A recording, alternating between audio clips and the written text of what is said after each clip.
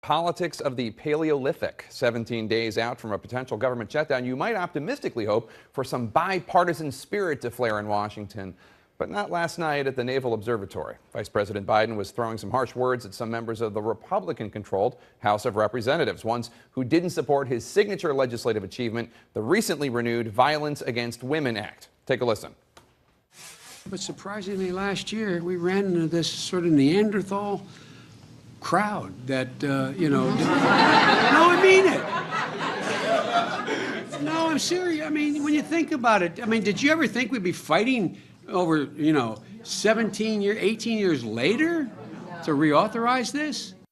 Literally Neanderthals. Literally Neanderthals. Let's bring in our panel to talk about it. Senior editor of the National Review, Ramesh Ponnuru, from the Washington Post TV's In Play, Jackie Kucinich, and CNN political contributor and Democratic strategist Paul Begala. Ramesh, do you chalk this up to a Bidenism, or do you think that this is indicative of a problem we're going to have as we try to avert a government shutdown, the attitude that the Obama administration has to the House Republicans, and of course vice versa, I should add? Well, I think the vice president was saying what was on his mind. As he does, as is his wont. I don't think Republicans are going to hold a grudge based on it. I think they're going to say that's Biden being Biden. They take him seriously as a negotiator. They don't particularly take what he says in public all that seriously. They just think he flies off the handle. Paul, is there something deeper going on here? Because we are, all the attention's been on Syria, but we are approaching a very perilous economic time right now with this government shutdown. We're 17 days away from a government shutdown. I think Ramesh is right. The House Republicans, first off, it's an insult to Neanderthals. I would go back a little earlier, Homo erectus. I'd say Homo erectus, which was more primitive than Neanderthals. But the truth is, and I actually do have friends and sources in the Republican Party on the Hill. They like Joe Biden. They like dealing with him. They feel like they can negotiate with him and make a deal with him. Frankly, they don't like the president. I know they don't like him politically. They don't even like him personally. So Biden has actually been quite a good ambassador. I don't think that this comment drains that goodwill.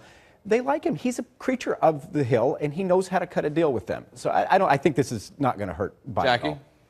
I think at this point it's a little premature to talk about the negotiations with the president, since House Republicans are kind of negotiating within themselves at this point when it comes to continuing resolutions and all of that. But no, the relationship has never been good, and you see that spike ever so often every time we have one of these deals. So what this means is basically I'm going to be standing in a hallway very, very late on September 30th. And this does come at a time also, John Karl at ABC News just reported this afternoon that even though President Obama said in his speech to the nation Tuesday night that he had discussed delaying the vote with congressional leaders, that neither Speaker Boehner nor Eric Cantor, the House Majority Leader, both House Republicans, had been consulted in any way. And obviously, I'm sure they're not happy about that. This comes at a time when relations with Congress are odd, to say the least. Well, and the Republican leaders had stuck their necks out supporting the president on Syria beforehand. That is a complaint you hear about a lot, that the president has not invested the time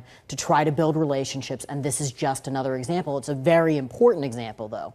But Paul, I'm sure you would argue the White House's perspective is these guys don't want to deal with us. Yeah, but he has to consult and not just inform. This is legitimate criticism, honestly.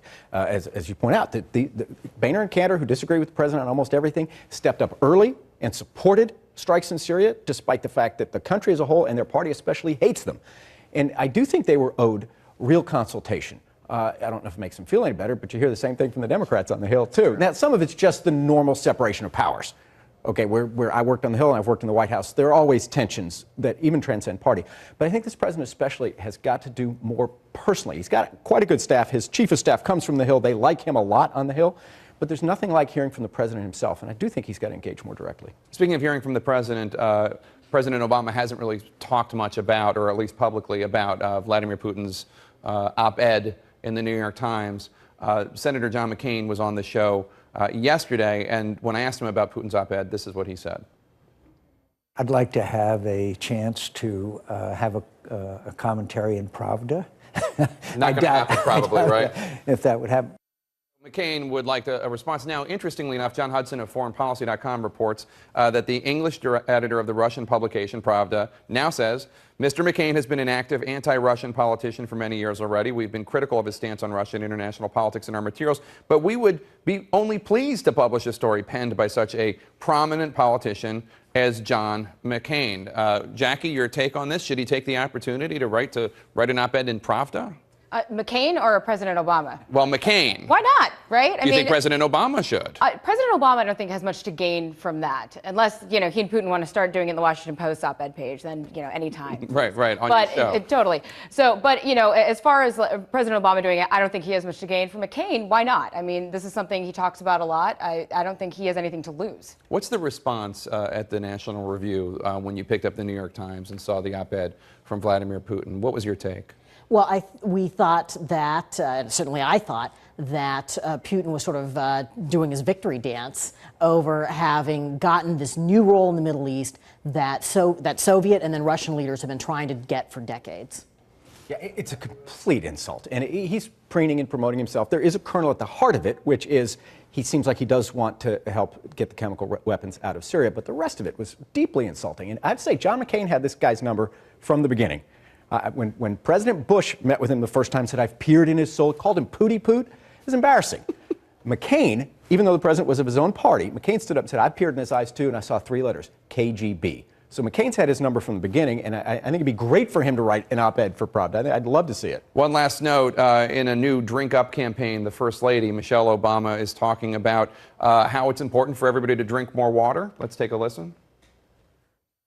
Drink just one more glass of water a day and you can make a real difference for your health, for your energy, and the way that you feel. Of course, there came some blowback in Politico. As we would expect, Stanley Goldfarb, professor of medicine at the University of Pennsylvania, says that these claims are not based in fact, especially more energy. But I do know one Republican senator who would definitely be on board with this program.